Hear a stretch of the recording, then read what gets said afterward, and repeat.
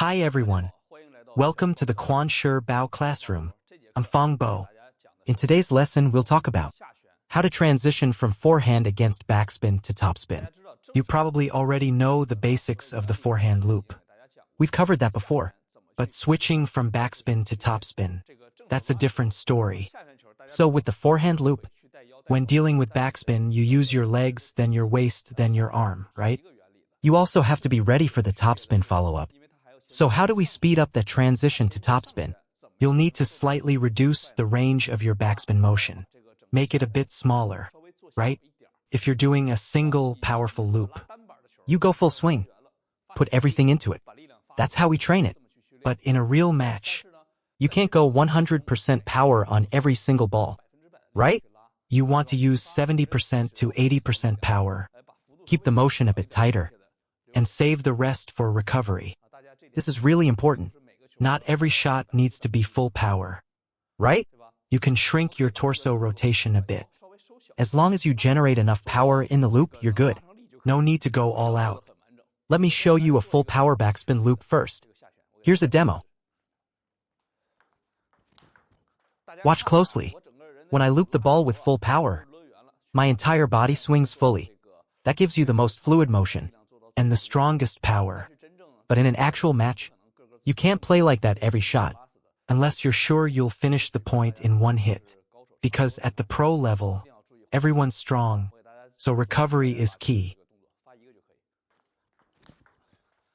Watch closely.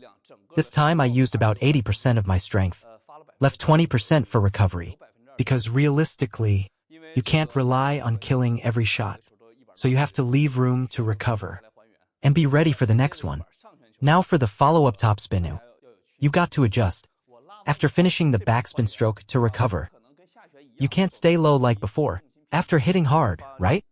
Once that shot's done, remember, recovery for topspin needs to go slightly back. Pull your arm back, rotate from the waist horizontally. Don't keep squatting down. That'll slow you down, and your topspin loop may become too high or long, and go out of bounds. That's the difference. Here, I'll show you a demo.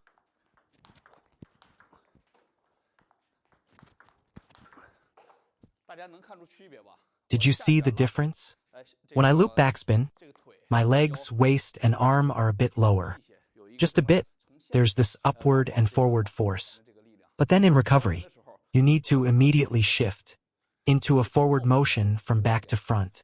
Only with that forward drive can you generate maximum power. So how do you train this? Use multi-ball drills. Ask a partner to feed you multi-ball.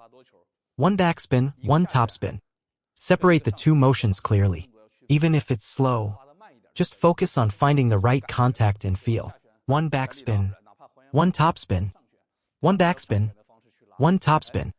Once you feel the timing and body mechanics working, right? Then you can start picking up speed. One backspin. Go 90% power if needed. Then connect to a topspin. Find the rhythm. Then try 80% power. One backspin, one topspin. Eventually you'll get faster. Even with 80% power. Or even 90%. You'll still recover well.